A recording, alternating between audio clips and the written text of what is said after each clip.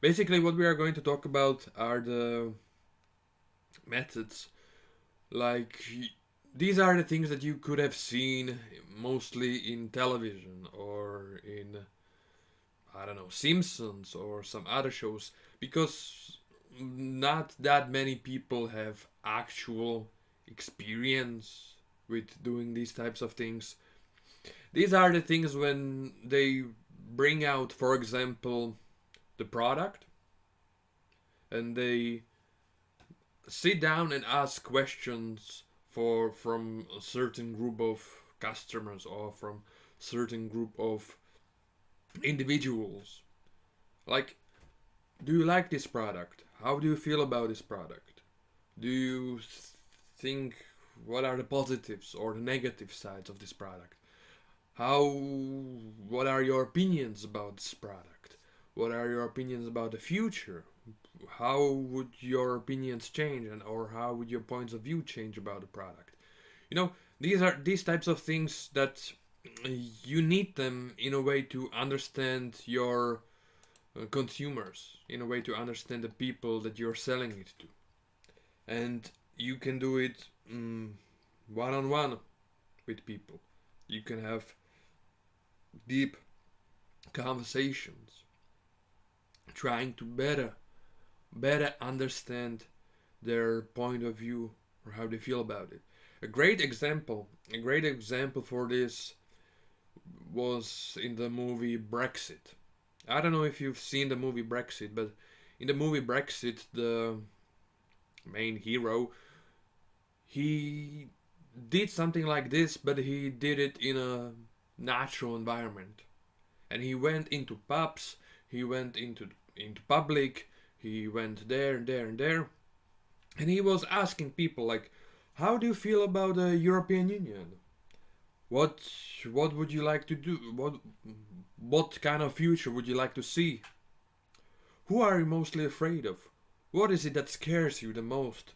Why do you feel bad about this? Or why do you feel bad about that?" And when you ask a lot of your people, the people that you wanna deal with, mainly, when once you get their opinion, once you get their point of view on the situation, that is when you can start to create the message or develop the message.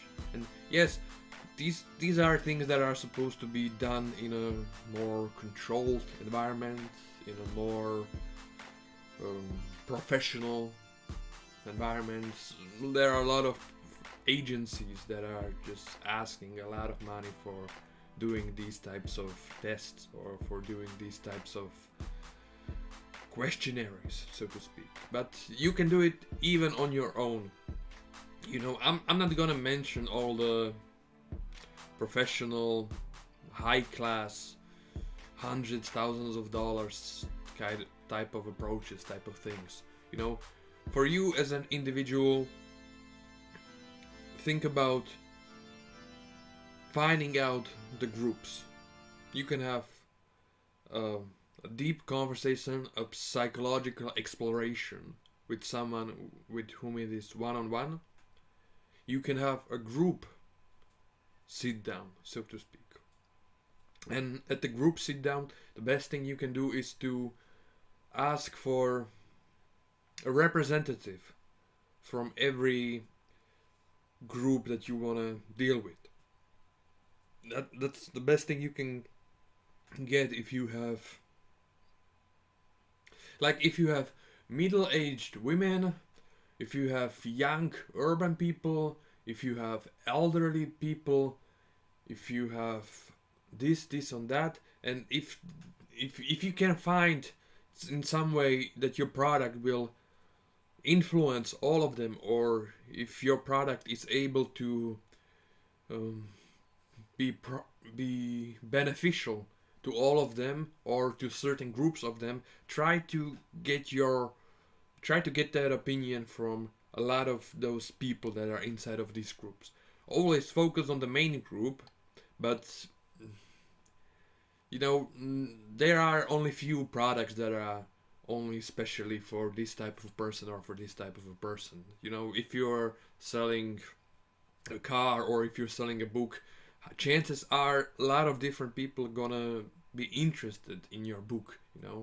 They can have a common hobby or a common profession or a common interest, but they can come from different groups, they can come from different backgrounds, and it's important for you, if you want to understand them, to get the message or to get the information as from many representatives of those different backgrounds of people that could basically buy your product. What is also great to do is to uh, give out tryouts, so to speak. Like, uh, what you can learn a lot is when you let people try your product, or if you're gonna let them try your service, to see how they react to it, to see what they like about it. Because when you are talking to them and when they are talking to you back, that's a great source of information. But the reality is that once we come in contact with the product, or once we come in contact with the service, our behaviors, or what we thought we would see, or what we thought we could do, or our ideas and our reality can be different. Our expectations and our approach to the product, once we have it in our hands or once we experience the service, can be completely different. So that is another thing that is important for you to do. Let your people experiment with your product. Let them experiment with the service. And through this type of experimentation, if you let them just do whatever it is that you're selling and let them deal with it, let them experience that, you can learn a lot more from the product. You can learn a lot more about what is it that you can do better. You can learn a lot more about what is it that they like about it. You can learn a lot more about what is it that they expect from the product. Try it. Try it as much as you can, and try it with as many different people that you can, but with different people that are gonna be interested actually in your product. That is important. And once you gain all of that data, once you gain all of that knowledge, once you are able to see their different points of view, because that is what you're trying to get. You are trying to get their different points of view, their different expectations, their different beliefs, their different hopes, their different desires, and try to combine them into your product, into your service, and into the advertisement for your product, and the advertisement for your service. Do you get it? Like, I'm gonna say the example with the Brexit movie. In the Brexit movie, the main hero, he was going around and he was asking people like, "What is your biggest fear? What is that? What is this? What is that?" And based on the information that he has gained from all those different sources, from all those different conversations, he went out and made a big public statement like, there are gonna be millions of refugees coming into England, and Turkey is gonna join the European Union, and be afraid, and they are gonna destroy our NHS. Like, he did it in a negative way, in a deeply negative way, but he was able to kind of get all the information, get all their fears, get all their desires for safety, or what they want to get their hands rid of, like what they want to have, away from their lives, what they don't want to deal with. He did this. He did what you need to do, but he did it in a negative way. He did it in a destructive way. For you to be successful at it, you need to do it in a productive way. You need to not just scare people, but it's better if you inspire people. So, but just to rewind, conversations, deep conversations, one-on-one, conversations with groups, with large groups, with different backgrounds, but with groups that are interested in your product, and experimentation. Let them experience the service, let them experience the product, and let them learn and see how they react, how they feel about it. What do they want to maybe have better? What can you improve? What message is mostly important to them? What influenced them the most? What inspired them? Focus on that. Those are really valuable informations. We are going to talk about the use of psychology when it comes to advertisement. And for you to be successful, you need to first kind of get into the basics or get into the knowledge of understanding first. Advertisement in itself is not just slogans, it's not just pretty women on billboards and try me, come on buy my stuff. No, advertisement in itself is a form of communication, but it's a form of communication that needs to be specifically designed for your group, for the group of people that you're talking to. And what this means, that you need to use the culture in a way, use the values, use the world that your people live in, the people that you're talking to, and use the characteristics that can define their experience or define the internal world, or characteristics that can define their desires or maybe fears and all of those things. And you can do it with artifacts, you can do it with body language, you can do it with language in itself and the specific words of language that are common for your unique people. But you need to do it in a way that they would feel that it will be relatable for them, that they would get it, that they would get your message, but not just like hear it, understand it, but actually like get the point that you are trying to bring across, or get the benefit that you are trying to sell them, like the life improvement that you are trying to, give to them. Like they need to understand it and relate to it, to understand that it's part of their life that can become better, and it's really important for it to become a part of their life. It cannot be just part of someone's life that's somewhere over there, like this unique, this, like it needs to be really relatable. That is the only word that I can truly find. But for it to actually have success or have a chance for success, first you need to have 3 components for your advertisement that you need to be clear about. First, you need to know what is your goal. Like what are you trying to do? Are you trying to inform them about the new product or about the new service that is on the market? Are you trying to create a positive relationship and bring back or bring in more people to get to know you? And once you gain that position, are you in a position to call them into action because they know you and you are a well-known brand, and there is no need to build a rapport with your group or with your people. Once you are clear about the goal of your message, you need to clearly, deeply understand the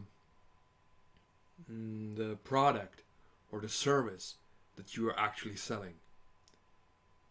You need to understand it from the point of view of the customer and from the point of view of the market, to see in which way is your product or in which way is your service better or unique or strategically important for your customers? Like, what can you do for them that the other side maybe cannot do?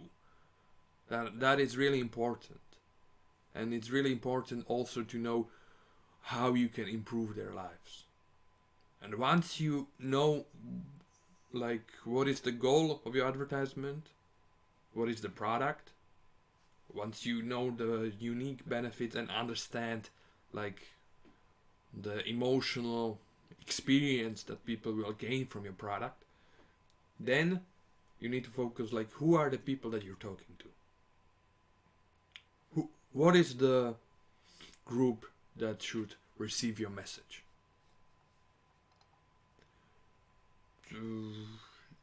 And this is a big part of marketing in itself, when you are trying to define the unique market for your own product. And this is different for every other product, and this is different for every other service, so it's hard for me to kind of pinpoint to it, to just one group. For example, hunting gear. When you are trying to sell a hunting gear, you know exactly who you're going to talk to. You are going to talk to mostly to men, fathers, mostly from countryside, middle income, middle-aged people who love to go out, who love to experience the outdoors, and all of those things create a smaller and smaller and smaller and smaller and more specific group of people that you're trying to get your message across, to tell them. And it's all of those three parts: the goal of your advertisement, the product that you're selling, and the group of people that you're selling it to. They all create a unique bond that serves the structure for your message, that creates the structure for your advertisement. To talk about the psychology of advertisement, but first let's talk about what is actually advertisement in itself. Advertisement is a form of communication that is aimed at a specific target group, that is aimed at a specific group of people that you want to influence in a way. And for the advertisement to have a chance to at least be successful, you need to know, like, who are the people that you're selling your product to. These can be young people, this can be more elderly people, this can be children, this can be single people, this can be young people from urban area with high school diplomas, this can be single mothers from countryside with, I don't know, death or something like that. You can really make it as specific as it needs to be for your product or for your service that you have, that is unique to you. And in a way, what you want to do with the advertisement is not just sell the product, just do it, just buy me, just you want to be more open, more authentic. What you're trying to do is basically create a relationship in a way with them, because what you're trying to do is influence their point of view, influence their opinion that they might have about your product, influence their habits, like the things that they do every day. You want to do all of those things in order to take them into action, to make them do the thing that you want them to do. But it's not just come here and buy my stuff. It's a long-term process of all of those different things that are part of the communication, that are part of the relationship, so to speak. And this is when we talk about three different things that advertisement can do for you. Like, You can have advertisement just that is informative. Great new story. Elon Musk is opening a brand new company when he's gonna sell you solar boats. Something like that. It is a form of advertisement. And, you know, to buy a ship that runs on solar and on electricity and so on, it can be a great product. So, you know, but you are not being forced into buying it. You are not like, hey. You are just being informed about, look, we have something new on the market. That's one way that advertisement can serve you. A different way is when you are trying to remind them about something that is already out there. Oftentimes this can be seen with, for example, cars. When you have a car that it's on the market for maybe a year, maybe 2 years, but you know you need to spice it up. You need to kind of bring in more people. So you can find advertisement that is going to be like, which this new car you can buy it for this, and you will get this, and buy it as quickly as you can. And if you're gonna buy it in the next, I don't know, 2 hours or 2 weeks, we're gonna give you a 20%, down cut. Like you don't have, you're gonna save 20%, and so on, so on, so on. Like that's somewhere in there, because advertisement in itself, it can do 3 things. It can inform you about the new product that is on the market. It can remind you about something that you knew was on the market, but it's not doing so great, so people need to kind of get into it more. And number 3 is the persuasive advertisement. And this, in a way, is the job of advertisement, or this is the goal. These are the 3 things that you want to accomplish, or that you can do with your marketing. First, you can inform people about the new product or about the new service that is on the market. Oftentimes this is just, come by, see us. But this is the 3rd form. This is the call to action form of advertisement. So you can inform them, you can create a positive relationship with them, or you can call them to action. You have to choose one of those 3 things. Do you want to inform them about your product? Do you want to create a positive relationship that they are supposed to have with your product? Like, this is what we have. Look at this. This is the great things that we can provide you with. Or do you want to call them to action? Like, come by, see us. Come and you can try our new product. Come on and, experience the services that we can provide to you. And you have to think about what are you trying to do with your advertisement? What message are you trying to tell them? Because when you have a brand new product from a company that it's not so well known, or from a freelancer, or from whoever who like it's just getting out there, your main goal would be to inform them, because they don't know you.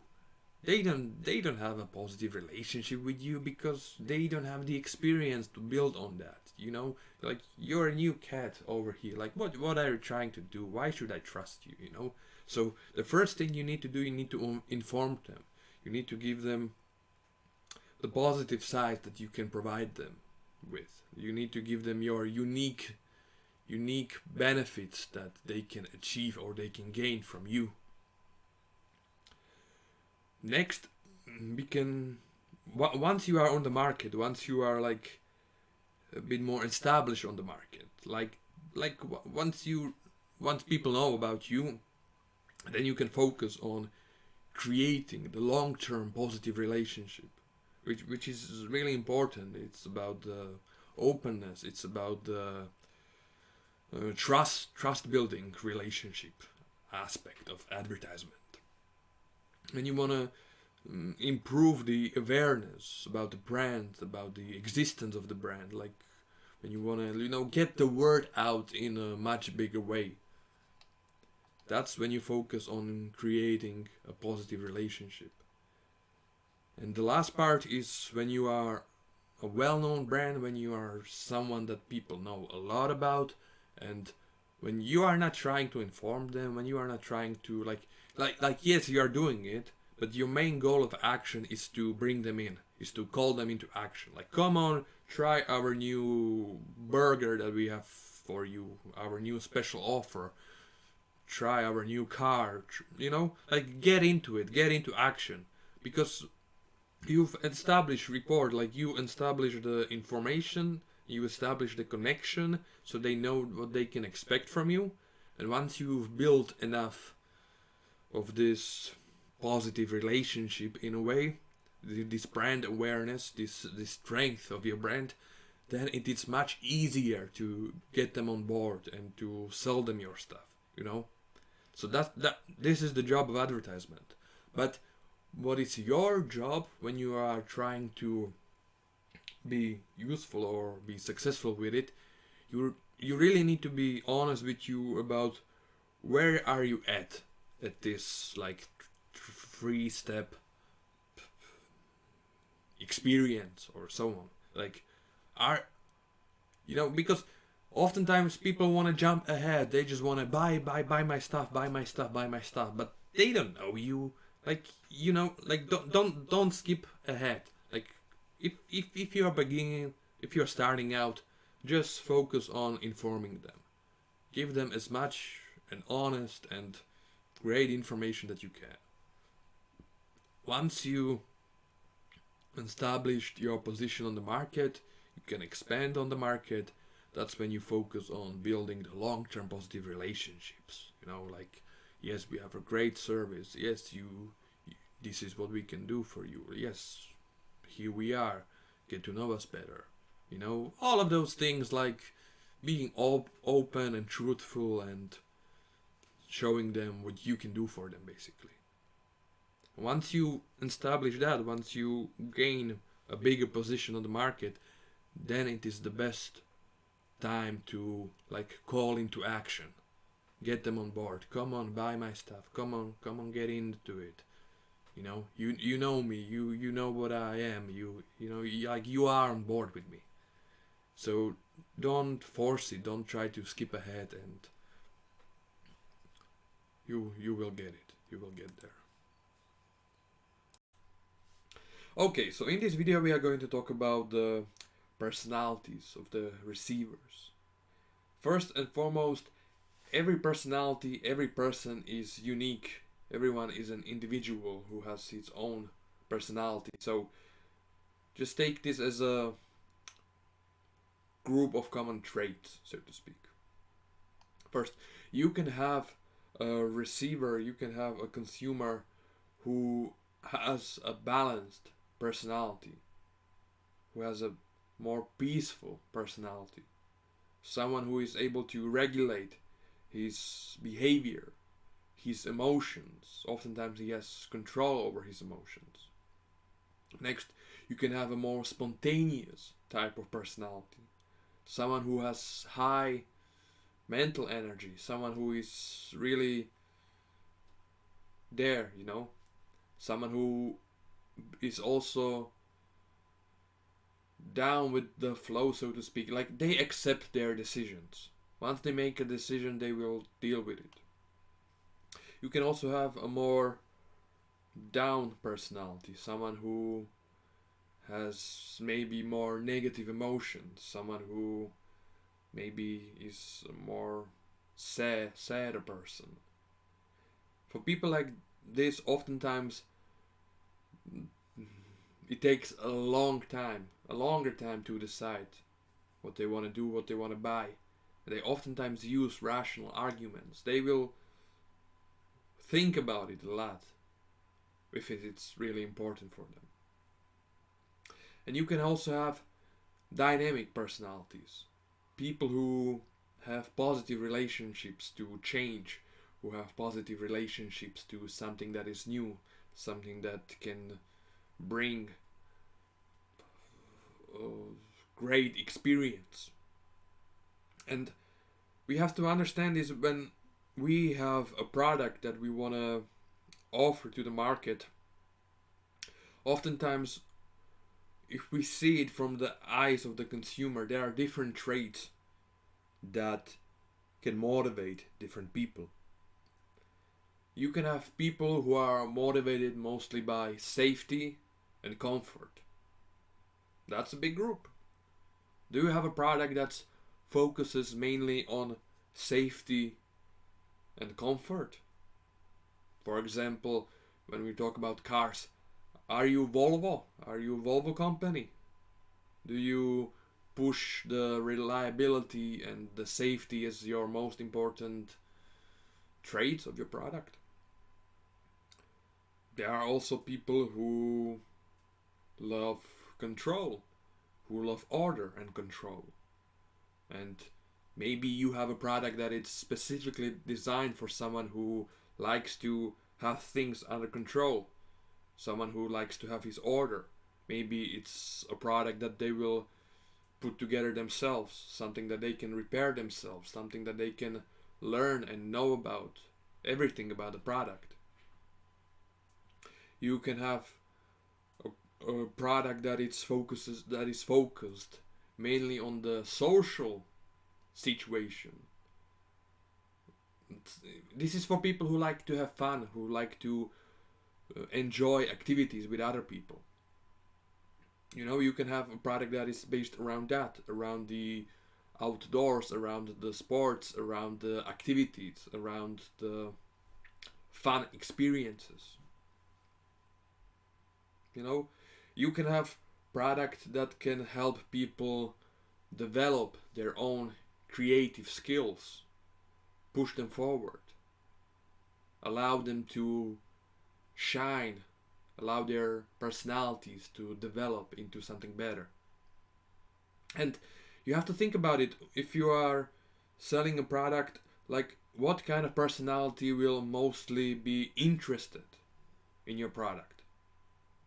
And once you are able to pick that specific personality, then you can adjust your advertisement for that specific consumer. You can highlight the specifics that this type of personality will mostly inspire to or will benefit from. Okay? Okay, so in this video we are going to talk about the personality of receivers and their selectivity that they have. First, personality. There are a lot of different people and everyone is unique in their own way. So what we are talking about are common traits that people might have, common values. What I want to say is that for a big group of people, for different groups of people, different traits in product are the most important ones. First, you can have safety. There are big markets and big products that just talk about how we can make your life safer, how we can make your cars safer, how we can make your house safer. You know, how we can make the toys for children safer, the environment safer. And this can be an important trait, this can be an important part of the product. If you're selling a product that is focused on safety, that can play a big role when it comes to advertisement. Second, we can have people who are focused mostly on control, who like to have everything just under their control, to do things right, to know what belongs where, and don't be sloppy, don't be bad, don't live not good results or performance or things like that. Like they desire the perfection in a way. And you can have a product that is focused mostly on the order and control. If they have things under control, the things are in order and everything is where it's supposed to be. This can be done by great design. This can be done through great simplicity of the product, maybe. That they can work on that product themselves, that they can repair that product themselves, that they can build sometimes the product themselves. That can be a big important trait. Or the control of the product, that it is easy to control, easy to understand, that it won't break down or create chaos in their life. Control, that is number 2. Number 3 is care, in a way. How we care about other people, how we care about others, how we care about ourselves, the intimacy of our relationships, the importance of a relationship, the special person in our lives, that uniqueness, that bond that we can create with someone. Sometimes there are products that can be focused mostly just on that specific part of life, of one's personal life. Next, we can have a trait that is focused mostly on creativity and experience, in a way, to let people to let them experience something new, to open the doors into a more unique life, to let them grow as personalities, let them develop their own skills, let them become something better, let them charge for the boundaries of their own personal life or of their own personalities. That can be an important trait of a product as well. And number 5 is it's friendship, in a way. It's the connection, it's the relationship, not with a unique special person, but with the society as a whole. What your product represents for that person and for his connection with the wider society, or with his own people, with his own friends, with his own co-workers, and people in his social circle. That can also be an important trait for some people. Like they can see that as a highly important part of their life. And these 5 traits create their unique approach to life when it comes to these different personalities. And this unique approach to life also plays a big part when it comes to advertisement, because people will choose their own medium, people will choose their own specific ways how they could receive the advertisement from you. Like, where are you gonna find these people? How are you gonna talk to them? What kind of a channel are you going to use to approach that specific group? And all of this plays a big part when it comes to advertisement. And once you have chosen the right channel, the right form of communication,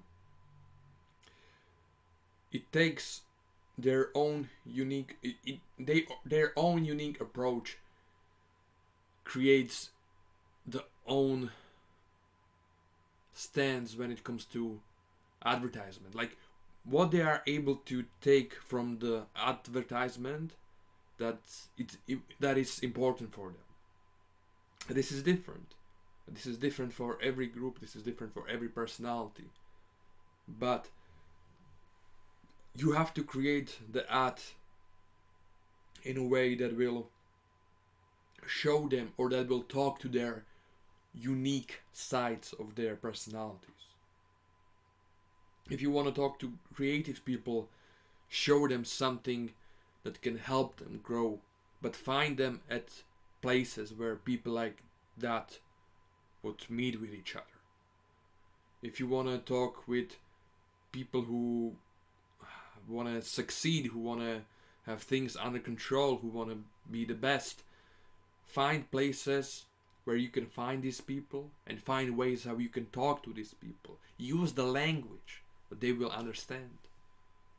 Also, when you want to when you want to sell a product that is focused mostly on safety, that is focused mostly on responsibility, find people who are going to have their own desire for safety. But you have to understand that all these people, they look at the world in different ways, and you will, when you want to talk to them, you have to use different languages, you have to use different medium, you have to use different channels of how you're gonna approach to them, and you have to show them different values that will speak to them, that will be important for them. Because every personality has its own self-image. Every personality has its own idea about themselves, like what's my lifestyle, what is important for me, what do I want to achieve in life, where I want to go, what I want to do, who I want to be. And your product needs to meet that self-image. It needs to support that idea of a personality. Because our decisions are our extensions of who we are. And if they want to, or if they should choose your product needs to play into their lifestyle. Your product needs to play into their value system. Your product needs to be in line in what they are or what they want to achieve in life. You know? So focus on the group that you want to talk to and try to make it as unique and specific for them. Not just the product, but also the communication, the form of communication. Okay, so in this video we are going to talk about the consumer. And we can have basically two types of consumers. We can have a consumer that buys for his own personal needs, or we can have a consumer who is buying for the company. You know, we can have a business to business market, or we can have a business to consumer market. There are few traits, few social demographic preferences that are the most important for us. First, it's his economic activity. Is the consumer someone who is highly active, someone who has high income, or is he someone who has a lower income or part-time active? What type of job does he have? Does he work for the government? Does he works for himself as a businessman, as an entrepreneur? Or does he work for big companies, for somebody else? What kind of education does he have? Is it high school education? Is it university education? Where does the consumer live? Does he live in an urban area or in the countryside? Is he a man? Is he a woman? Is he a child? Is he a teenager? A young professional? Is he married? Does he have already children? Or is he divorced? All of those things create different groups and create different specifics, so to speak. Like, for example, you can have a consumer who is a high income consumer, who works for the government, who has university high education, like high level education, who lives in an urban area. He can be a man or a woman, mostly with one child, maybe two children.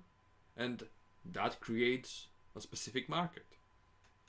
You can have a lower type of income personality that has mostly high school education. They live in the countryside. They can have 4 children. It can be a woman with in the the middle generation. And this also creates its own specific group. You can have maybe teenagers from Washington or from some big city. But you can also have teenagers from countryside, from Louisiana, and from places like that. And all of those things create that unique mix that you need to work with, that you need to understand when you're trying to reach your consumers, when you are trying to reach your people that you want to sell your product to. But speaking from strictly an economic point of view, you can sell to the upper class, to the 1%. They are all about luxurious, unique, special products, You can sell to the lower upper class. They are all about quality. You can sell to the upper middle class. These are the people who want to join in, who want to belong, who just want to make that step to, be the rich as they can be. So they oftentimes go for products that maybe aren't that expensive, but they will leave a more expensive impression on everyone. You can talk about the lower middle class, and these are people who are already starting to look at the price of a product. Maybe they are buying quality products, but price plays a really important part when it comes to their decision-making process. And lastly, you have the lower class and the lower class. And for these types of people, price plays the most important, price is the most important point when it comes to the decision-making process. Am I going to buy something or not? And there are even people for whom the income level is not stable. Oftentimes they just have part-time jobs and they're buying actions, or they buy only when they have the chance. So it's more spontaneous, it's more unique, it's not planned. And this is strictly talking from an economical point of view. And it's up to you, to what kind of a group you want to sell your product, or who is the important part of your advertisement that you're talking to. Hello! In this video we are going to talk about the 4 biggest influences when it comes to the success of your advertisement. Influence number 1 is the experience that people had with your company. If they had negative experience with the product, if they had negative experience with the advertisement, if they had negative experience with the company, negative experience with the customer service, if they see the owner and the lifestyle that he promotes in a negative way, all of those things can play an important role when it comes to the success of your advertisement. Number 2, your competition. You can have a great product and you can have a great marketing, but if you have a competition that can do it better, that they are better at selling their product, you can fail, you can fall behind them. And it doesn't mean that you have a worse product than they have. All it means that they are better at selling that product. And sometimes that is the most important part when it comes to market and the success on the market. Number 3, the quality of advertisement. This means, do you create a marketing message that is relatable to the people who are supposed to see it? Does it fit their own choices, lifestyle choices, values, preferences, personal traits? Does it meet their needs? Does it meet their language? Are you able to understand the people that you are talking to? And are you able to see the world from their perspective? This can play a big role when it comes to the success of your advertisement. And number 4 is not the quality, but the quantity of your advertisement. You can have a great ad, you can have great marketing, all of those things.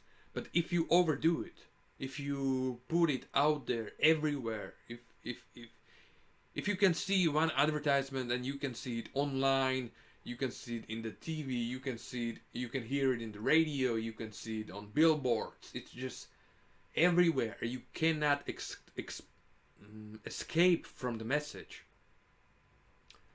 That can have strong negative consequences. So all of those things, these 4 things, they are really important. Did the people had a negative experience before with you? Is your competition better? Are you falling behind your competition?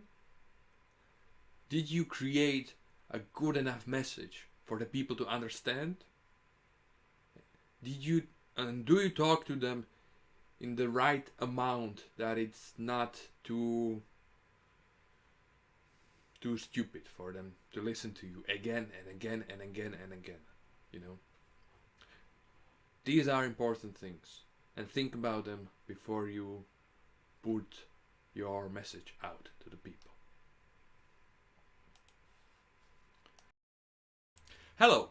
So in this video we are going to talk about the social influences when it comes to the success of your advertisement.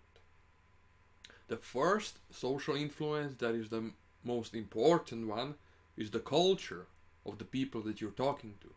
Because culture creates the boundaries, culture creates the values, culture creates the unwritten rules that people follow. It creates the behavior, it forms the behavior from generation to generation. Symbols play a big part in culture. Traditions play a big part in culture. The subculture, that unique subculture that you're talking to, all of those things play an important part when it comes to the communication and the message that you are trying to bring to the other side. You have to understand the symbols and what do they represent for people.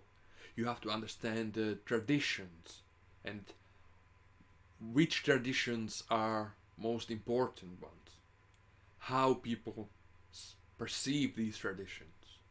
What do they mean for your focus group?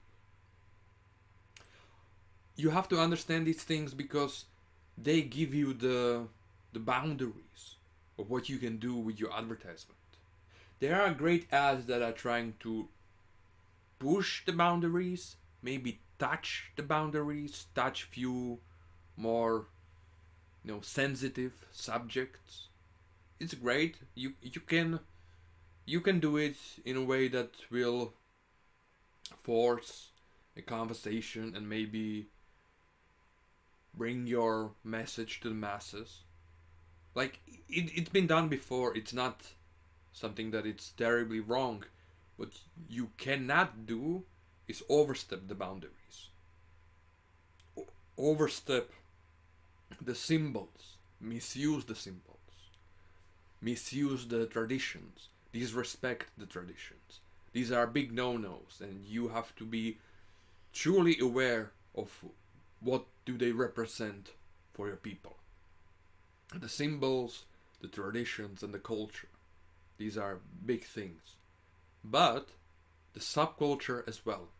Subculture creates the unique lifestyle of people that you are talking to. Subculture creates the environment that your company should live inside. The subculture creates the image that you should become a part of. A great example could be someone who loves cars, which is a big culture. People who love cars. But there are sports cars and someone who drives German Porsche. And you can already understand that he belongs to the culture. He belongs to the people who love cars. You understand the symbols, you understand the traditions, you understand the desire for being fast. But it already tells you something if someone is a Porsche driver, a Porsche driver. It's an important part of the subculture, and it gives you a great hint when it comes to the message and the advertisement. But this also is strong for every other market, for every other product or service that you're trying to sell, for every other subculture that you're trying to talk to, that you are trying to understand better and get your message across better in a more productive way.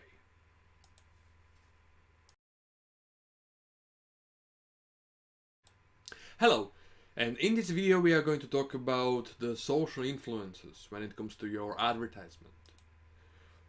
What I'm going to talk about today are the social groups. A social group that a person belongs to. Oftentimes we can use social groups as a form of a reference point.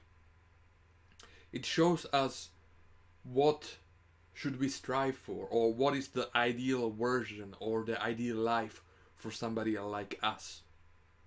And the social group also tells us what is over the limit, like what decisions or where are the financial limitations for people like us. Who are the people like us, and how we belong to those people, like what do we have in common. And this can play a big role if someone wants to be a part of that social structure or part of that social group. Because standing out too much and shaming other people around you is sometimes a big risk when it comes to the relationships inside of that social group. Another part that can influence the consumer, the customer, is his family. His family creates his lifestyle. His family creates his buying decisions. His decision-making process is based mostly around the family and the needs of the family. It is inside the family that you have the talks, or you make the decision about what should we buy and who should buy it. How are we supposed to use that product? When are we going to use the product? What kind of a product or service are we able to afford? Like, where are our limitations? What can we do with our money? This is a really important part of the decision-making process when it comes to buying and when it comes to desiring something better or something new. Also, what plays an important part is how do we perceive the advertisement, and how do we perceive the different points of view, like how people talk about the advertisement. Do they like it? Do they do not like it? Do they like the company? Do they like the product? All of those things play an important part in our decision-making process, and it depends on our personality, like how much are we going to accept that and follow their criticisms or advice, or for every person it's different. Some people, when they hear someone complain about something, they don't want to have nothing to do with it. Other people, you can say whatever you like, they will go for that. They will always do it. So it's different for everyone, but it also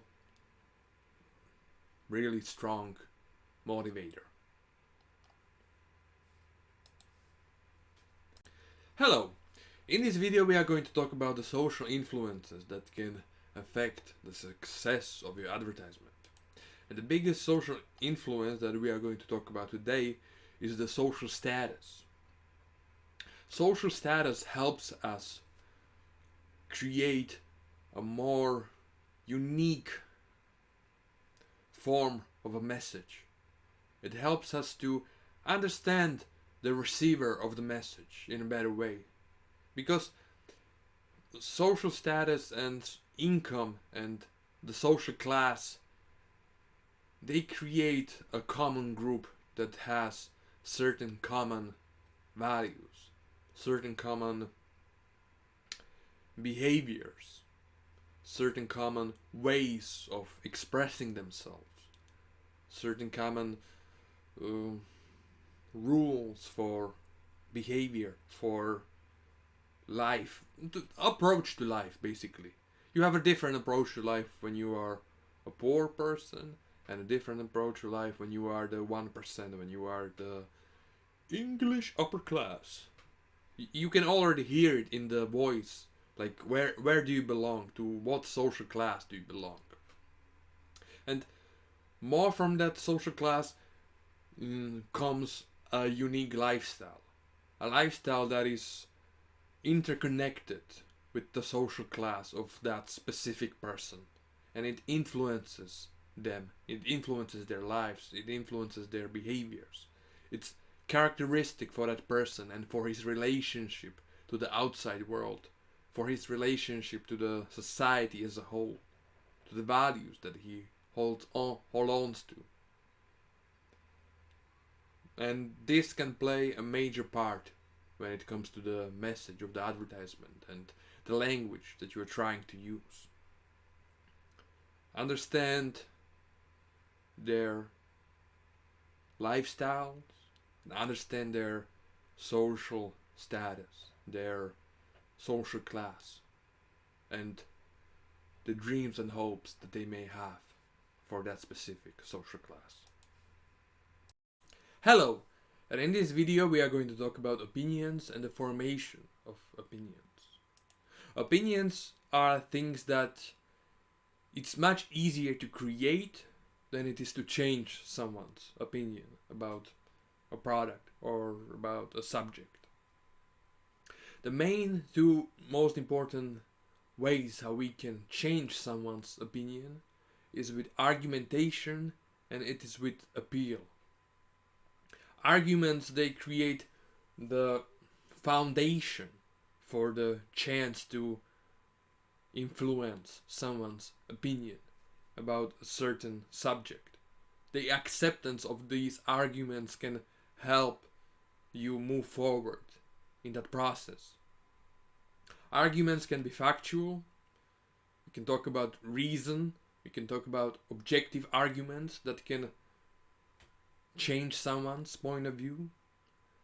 We can also use logical arguments that can make someone show that buying this makes the biggest sense for his situation and for him.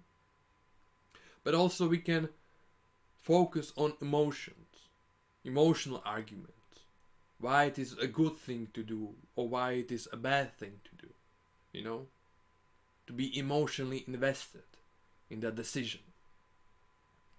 A second way how we can influence someone's opinion is with appeals. To appeal on something, it needs to be supported by the arguments themselves. You cannot appeal to people and have no real basis, have no real argument to support your decision. And we can have rational appeals when we are trying to help people focus on their own self-interests. When someone is choosing between two different products, and we can appeal to his desire to, for example, save more money by showing him the differences and the properties of a product and how it can be better for him by saving him more money. This can be a good appeal. We can also focus on emotions, on creating positive emotions, sometimes even on negative emotions. Focus on fear, on the fear of loss, and how our product can help him prevent that loss. But we can also have moral appeals. Moral appeals are making the person believe that they are part of a social change, that by buying this product or investing in this company or whatever you do, you help make the world a better place. You help by helping the poor, by sharing the information, the knowledge, by protecting the environment, by recycling, all of those things. When you buy something and they tell you that you support the great good, it is an appeal for you to make that decision, to buy that product. And the value of appeals, or the success of appeals, depends on the personalities of the customers that we are talking to. It depends on their own value system. If someone has a different value system, he's going to reject your appeals. He's going to reject your calls for action. He's going to reject your arguments. And you're gonna lose it.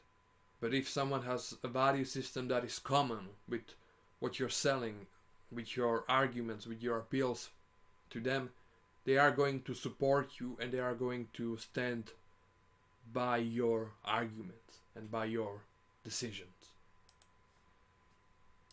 Hello, and in this video we are going to talk about emotions and the creation of emotions. Emotions play a strong part when it comes to our decision-making process. Emotions can be created from seeing different colors, from hearing different sounds, different words, from different images. The collection of all of these stimuli can create a strong emotion inside of a person. Emotions are created outside of our will.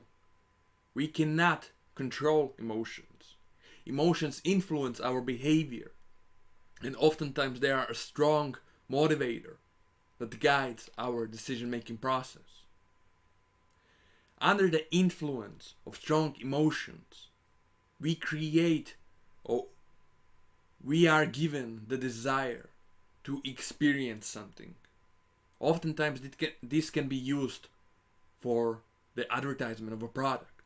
That strong emotions can create our desire to know a product, our desire to experience that service or that product, to experience that special place where people go to, or to drive that fast car, or to eat that great food, or to see that great play. All of those things are created by the desire for experience and the expectation from positive emotions. Emotions have the ability to stimulate our body, to stimulate our organism, to guide our behavior. Positive emotions can play a big role in increasing the intensity of advertisement, in increasing the positive experience from an advertisement. Negative emotions can be used as well. Negative emotions are often used when we are talking about safety, or when we are talking about possibility of loss. If there is a danger that you want to protect people from, oftentimes negative emotions are being used in this type of strategy. Emotional power should not be your only source of influence, but emotional advertisement or emotional strategy can be used when we are talking about products that are nearly similar. When we are talking about high intensity markets where the competition is strong, and if you want to be different from your competition, but you know everybody knows that the product or the thing or the benefits that you can provide to people are basically the same, that there isn't that much that is different about you and the competition. At these types of situation, at these moments, it's great to use emotions and emotional strategy to increase the positive expectations from your product.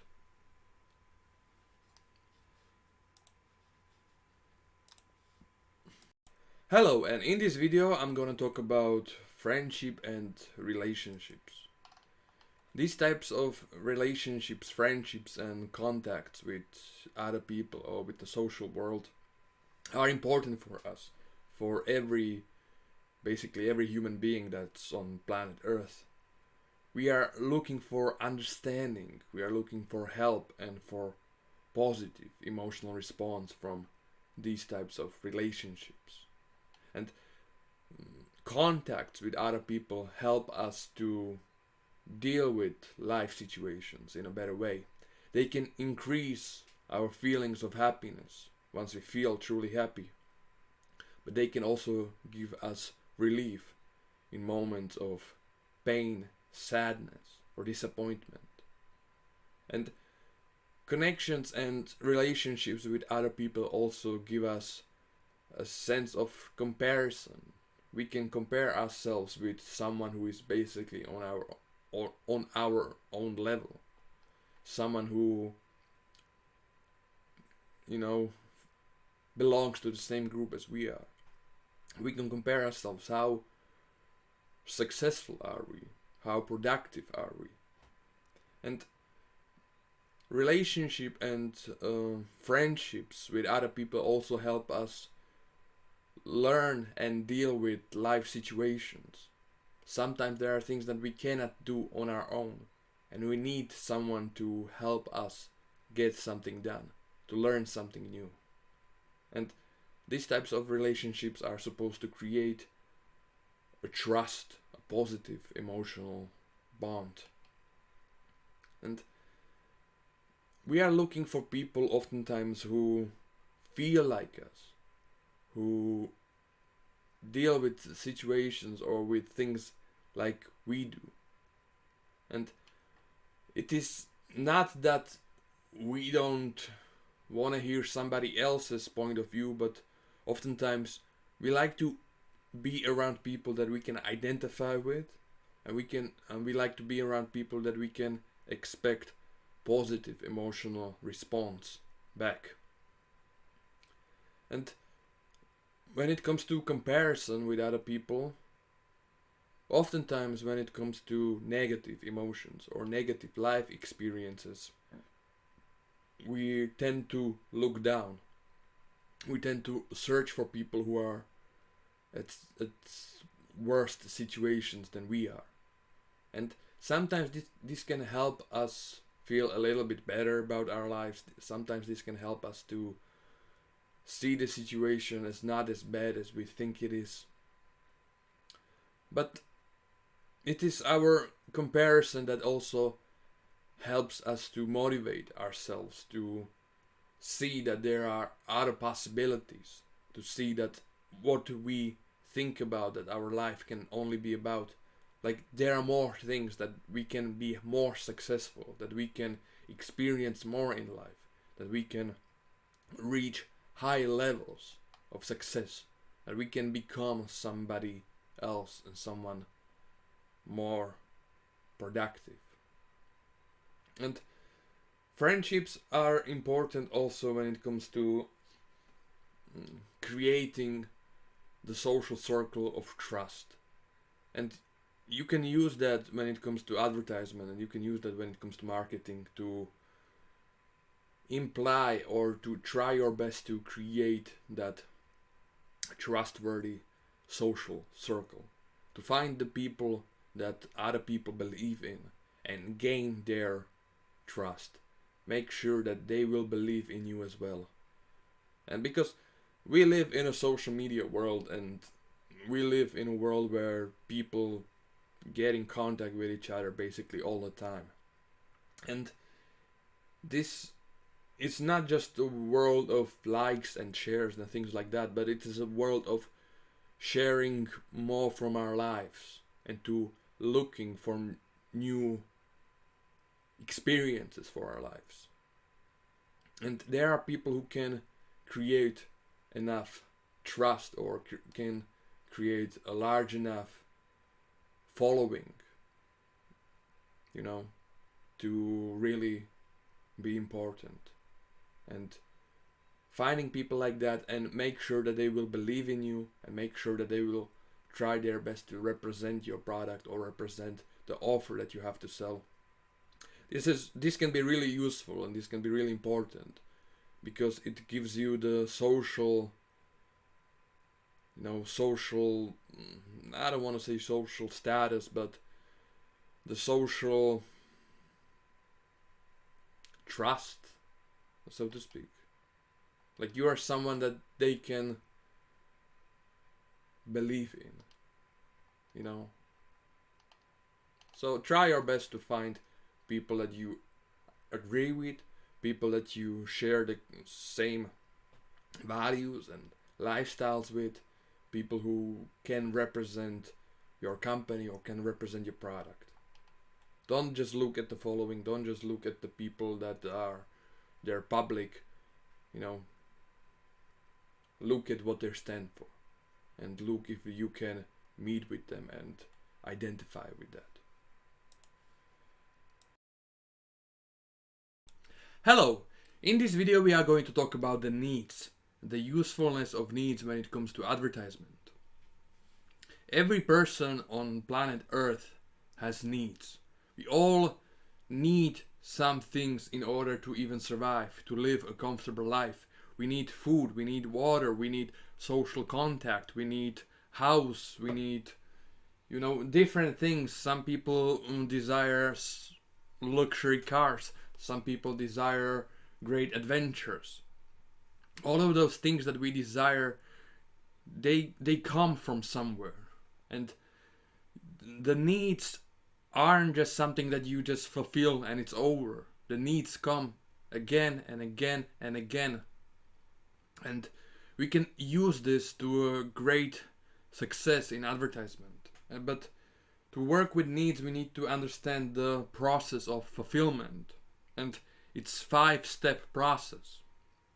Step number 1, it's the understanding, or it's the feeling of absence of something. It's when we start to understand that we have a need for this, or that we have a need for something like that. It's the formation of the need. Step number 2, it's the process of looking for the possible satisfaction for that need. Looking for that possible car that you would like to buy, looking for that dog that you would like to own, looking for that travel destination where you would like to go and travel. It's the finding out process when in the situation. Step number 3, it's the preference process. It's when you are putting out more and more possibilities, and you are trying to decide which possibility is best for you.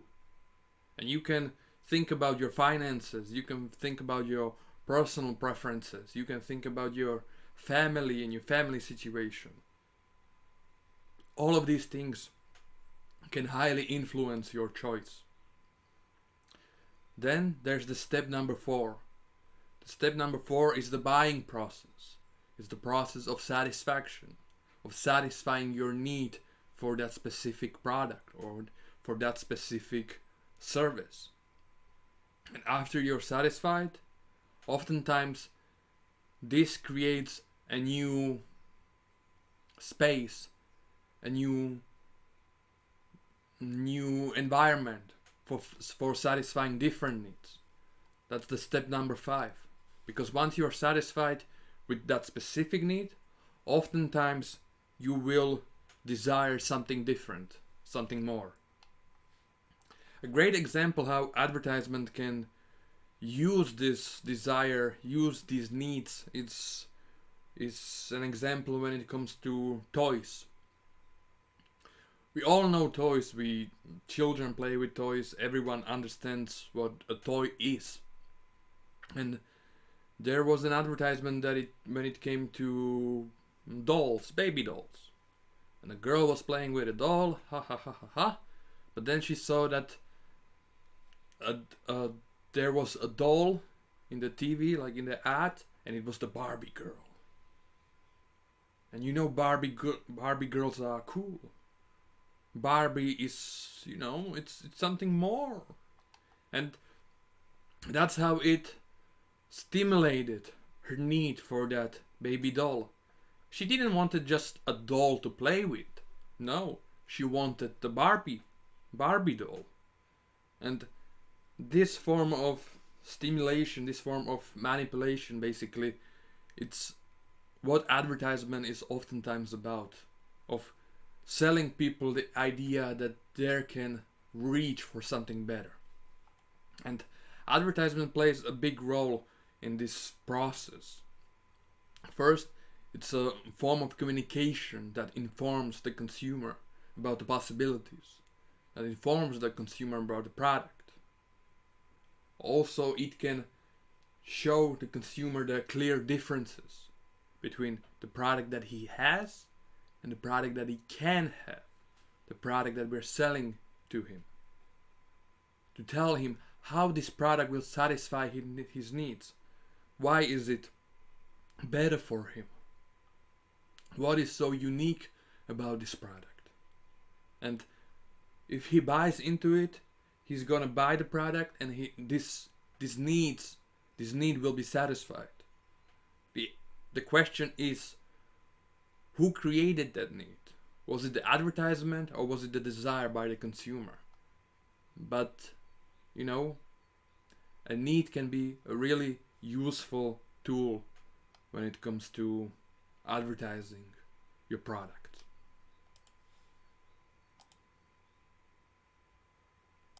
Hello, and in this video we are going to talk about motivation. Motivation is an internal force. It's a mental force that is guiding the behavior of people. And motivation can be understood as everything that is forcing a human into action, that is guiding his behavior, guiding his actions, and it's forming his day-to-day life. Motivation oftentimes comes from the inside of a person. It is his desire to own, his desire to succeed. But in order for the motivation to be strong enough, the consumer, the customer, the person, he needs to see that there is an actual way how he can succeed at his goal. That there is a possibility to reach his goal. And there are ways how he can become successful at his dream. Advertisement oftentimes can come as a form of a motivator. That it's trying to motivate people into action. Or it can sell people the better life, but it's not just the question of the advertisement, but oftentimes people desire the products that are being sold. They desire the benefits of the product. Great example could be hygiene products. Nobody wants to be dirty. Nobody wants to be smelly. Nobody wants to be, ugh. So it's natural that we want to have nice teeth, that we want to smell nice, and all of those things. And the advertisement is trying to motivate us to be better and better and better at this. So it's a good force when it is done for a great or for a better life, for a better purpose, for a greater good.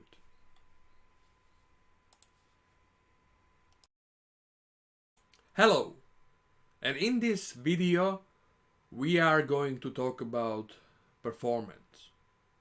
Performance plays a big part of action, the desire for action. And it's your role as a marketing person to inspire people into action. So the performance is the result of the motivation that you have given to them. The trouble is that there are many things that can influence our performance. Our environment strongly influences our performance.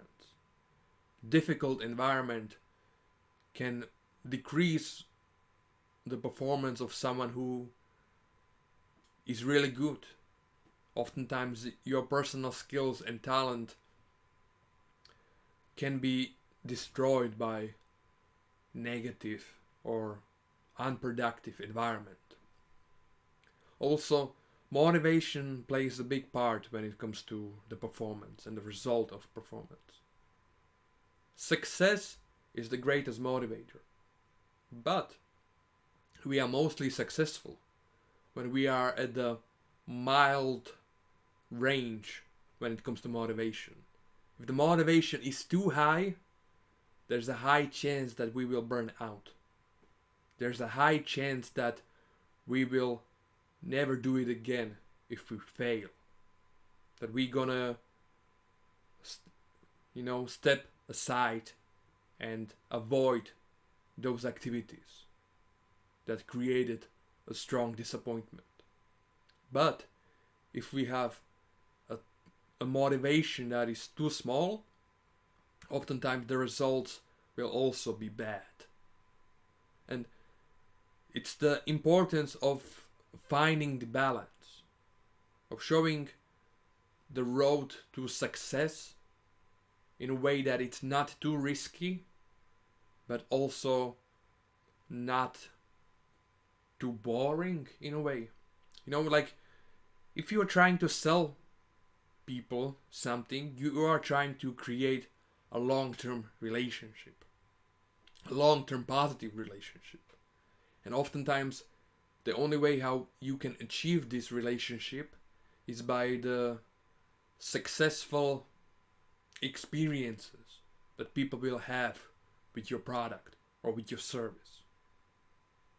And there are oftentimes products and services that require an action from the consumer, that they need to learn something or that they need to be active in a way.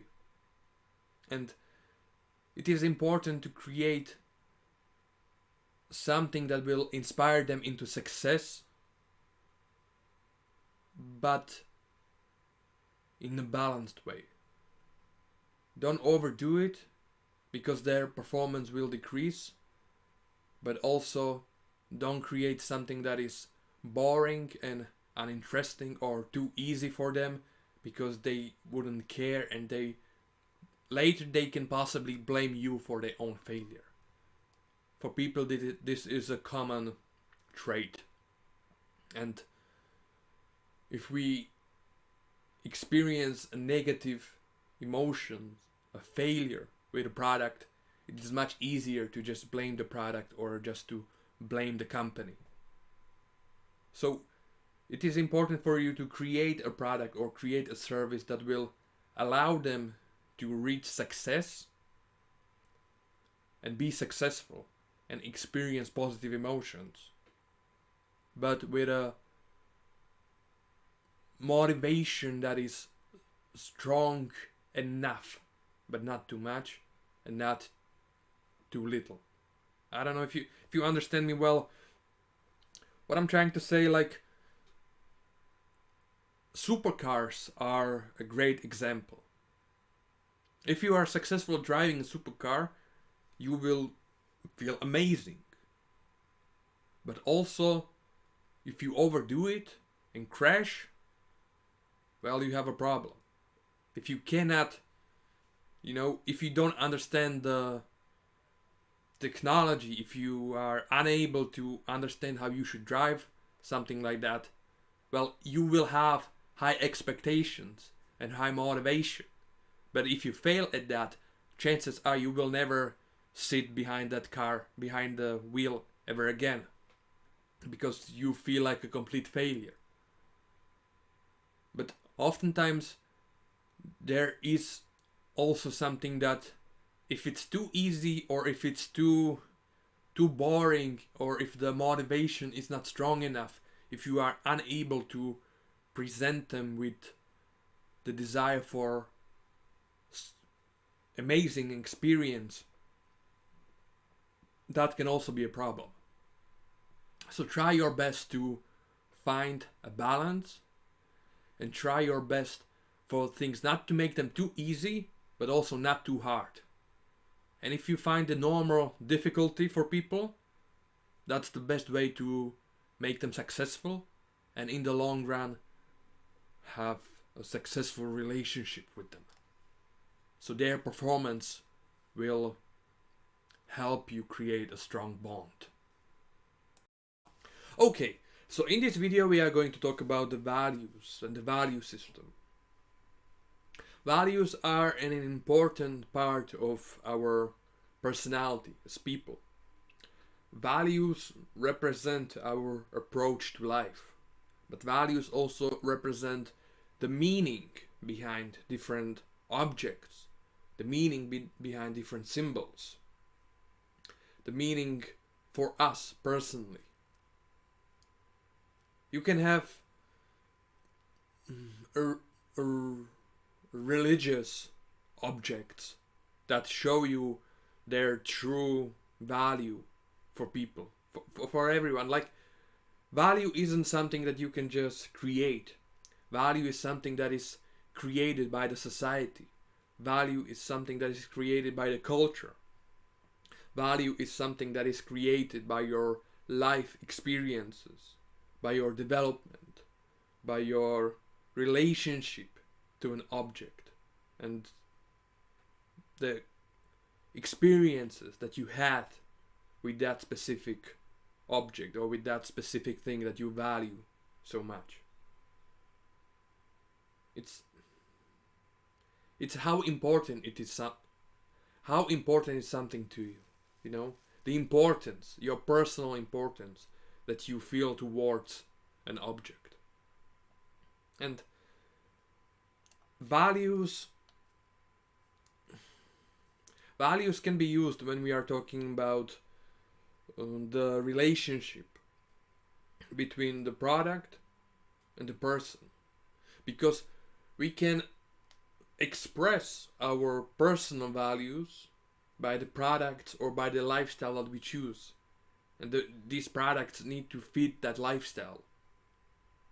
If someone has value for being eco-friendly, you know, for protecting the earth from being just one with the nature, and everything should be just friendly to the nature, you know that he's going to look for certain products that represent these values, that can be, that he can identify with.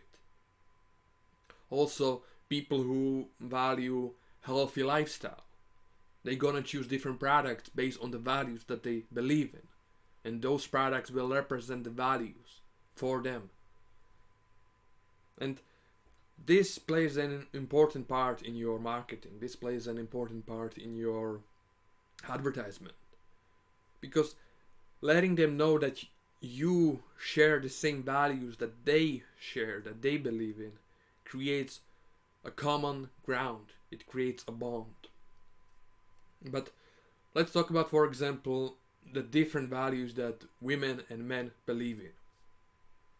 There was a research study that tried to find out what are the most typical values that men and women believe in. And for women, first there was equality. Equality is a big word. Equality is everywhere.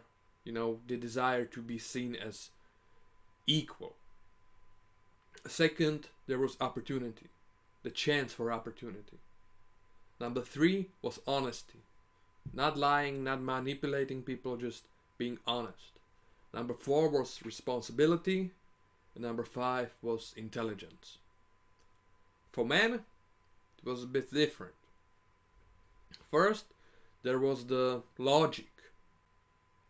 Second comes the professional experience, the skill, the knowledge, the personal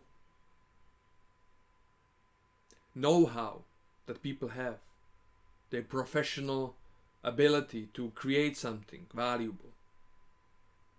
Also, responsibility was a big value for them, friendship, but also activity, the ability to be the man of your life, so to speak, like someone who does the things, who someone who isn't just looking for help from other people, someone who takes the bull by the horn, so to speak.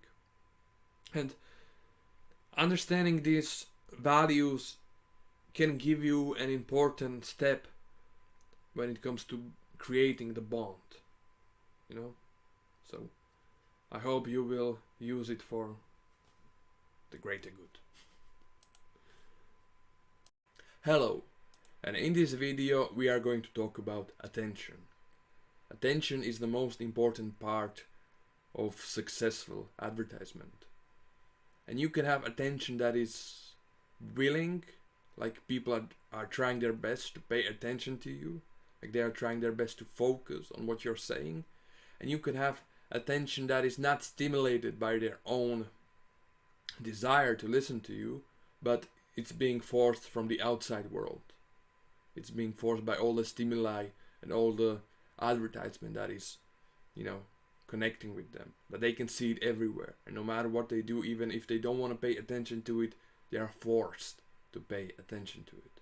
But to create an advertisement that is worthy enough of their attention, you should often try to do something that is interesting, something that is unexpected, something that can help them be more skillful, or give them new information about their hobbies or about their interests. Give them what they want, but also make it sparkly and amazing. Try to create something that will stand out on its own, something that would just be fascinating to just look at. And also, your advertisement highly depends on the environment where you're gonna put your advertisement, because attention is only something that we can have to a certain degree. If there are too many adverts going in and out, and there is no real place or real space for you, chances are that no matter how good you're gonna make it, they are not gonna pay too much attention to you, because you're just gonna be just one thing in a block and no one's gonna care about you. Also, our capacity as people, we have a limit. And if you overdo it with too many facts, or if you overdo it with too many stimuli, you can sort of burn the attention of people. And this is the same with motivation. Like, try your best to be in the middle. Don't overdo it, but also don't become boring and uninteresting and just annoying. And the quality of attention depends on the quality of the stimuli that you are able to show to people. And oftentimes we can only deal with 5 to 9 waves, or 5 to 9 subjects that can force. Like, if there are too many things to deal with, we are not going to pay attention. So it needs to be simple.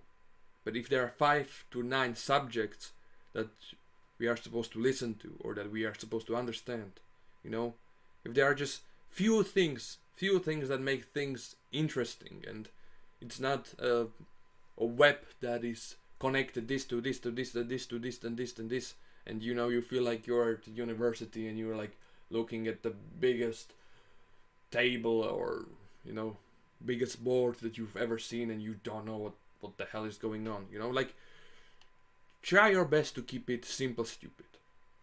Just keep it simple, keep it interesting, and make it relatable to people. But to gain someone's attention, make it amazing in a way.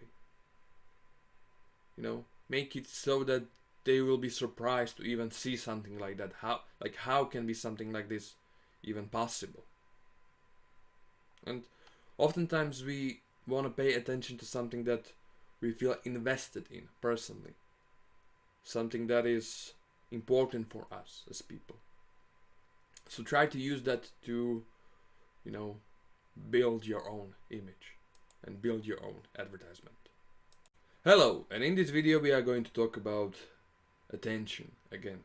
And what we are going to talk about is the ability for people to accept your message or to pay attention to your message. Like 60 to 65% of all the information that we are able to accept or that we deal with in our lives come from our eyesight, from the things that we see. 10% of all the information comes from the things that we hear, and also 10% comes around from the things that we can touch. The rest comes from other sources or from other ways how we can interact with the world. And this plays an important part when it comes to the ability for us to remember things, or when it comes to the ability for us to understand things. And it can be a really bad sign if you create an advertisement that is truly hard to remember. And for your advertisement to be easy to remember, first it needs to be clear. The information that you're sharing with the people need to be clear of misunderstandings. It needs to be clear of undefined subjects. It needs to be clear of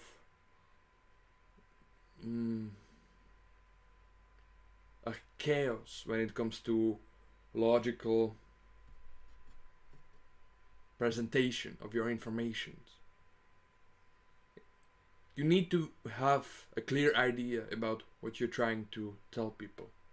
You need to have a clear idea about how you're trying to tell it. And you need to have a clear idea about who you're talking to. And if you don't have 100% idea about how much you want to tell in the advertisement, if your images and your words and the other sources of sound, like if it doesn't make sense together, it can create great chaos. So for your advertisement to be easy to understand, first it needs to be simple. It needs to be truly simple. It needs to be brought down to the level of a 5th grader. Imagine that you are telling or that you're speaking to little children, to 10-year-old, 12-year-old children. That's how simple your message needs to be. You need to have order in the message so that you will go from the most important parts to the less important parts. You need to tell it in a way that will truly shine out the importance of your message. And you need to create something that will stimulate their desire to listen to you. Make it funny, make it interesting, make it unique. Have a little gameplay, have something that it's gonna be, that's clever. Something positive. And it is important for you to create an advertisement that it's gonna be easy to understand, but it's also gonna be easy to remember. And oftentimes strong emotional connection to stimuli, a strong emotional connection to the experience can help you create things that are much more easier to understand and much more easier to remember.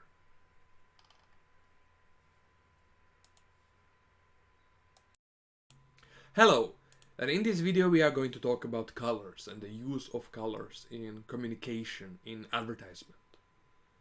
Colors can have different results, or colors can have different goals. We can use colors to create a mood. We can use colors to create a feeling, sometimes affection. We can use colors to get the attention. We can use colors to increase the importance. We can use colors to make things more easier to remember. We can use colors as symbols. And we can use colors to associate them with the overall message. And colors can create inside of us the feelings of warm, but also of cold. So let's talk about each specific color. The first color that we are going to talk about is the color red. Red is a strong color. Red is a color of activity. Red is a happy color, but it's also the color of passion, of strong emotions. It can be the color of anger, but it can be also the color of love. It can be the color of dynamic. It's a color of power, of confidence. Oftentimes it can be the color of egoistic importance sometimes. You know, like it's about the person. It's about the ego of the person and the power of the person. Next, it's blue. Blue is a happy color, and it's the complete opposite of red. It's the color of peace. It's the color of quietness. It's the color of respect, in a way, of confidence, of harmony, of sensitivity.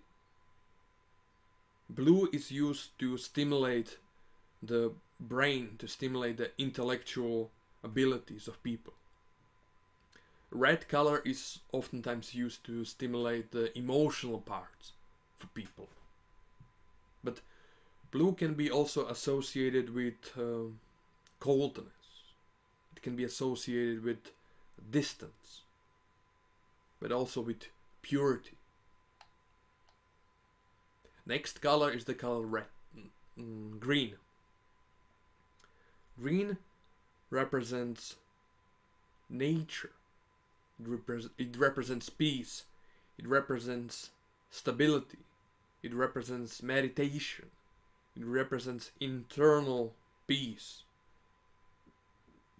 It's something that is constant, something that we can depend upon in the long term. It creates inside of us the feeling of harmony, of security in a way. It's associated with self-respect and stability. Next color is the color yellow. Yellow is a strong and open color. It can be associated with the sun. It's often associated with energy, with warmth, with shining out, with being in the spotlight, so to speak. It's an optimistic color. It's a color of strong communication. It's a color of personal freedom, but in a responsible way. It's a color of happiness, we can say. Next is the color orange. Orange is in a way kind of like the color yellow, but it's more grounded color. Orange can be associated with wealth, mostly darker orange. We can talk about the brownish gold type of orange. You know, like it can be associated with abundance of money. It's associated with warmth, with energy, with life, but it's a more secure color. It's a more grounded color. Next color is the color of purple. And purple is a really unique color and a really specific color because it can be associated with many different things. It can be associated with nobility. It can be associated with the higher cause or the the greater good. Like, it can be associated with wealth, but from a respectable point of view, in a way. It's a it's a color that is associated a lot with something that seems difficult to understand. It can be a sad color, but also an intensive color.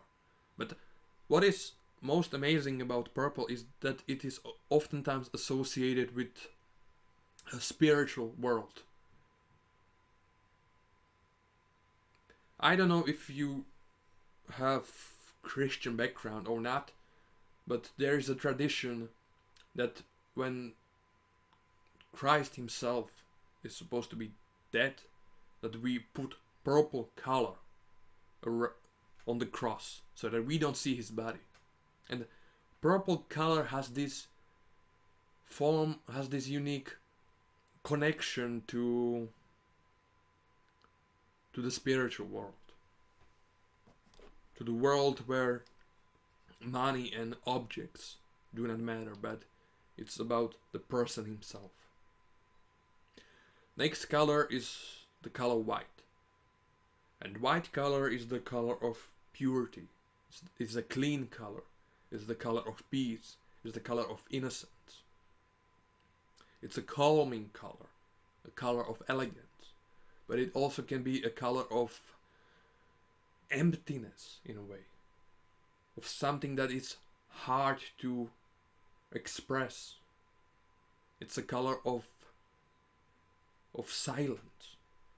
For example, in China, white color is oftentimes associated actually with death, the absence of life, basically. Next is black. Black is a color that is oftentimes associated with grief. It's a dark color. It's the color of the negative. It's the color of the dark magic, of the aggression. But it's also the color of power and the color of elegance. We can associate negative emotions with black color. We can associate grief. We can associate grief, fear, anxiety. We can associate depression with the black color. And it's a heavy color, but it also can be used as a form of an elegant and powerful color.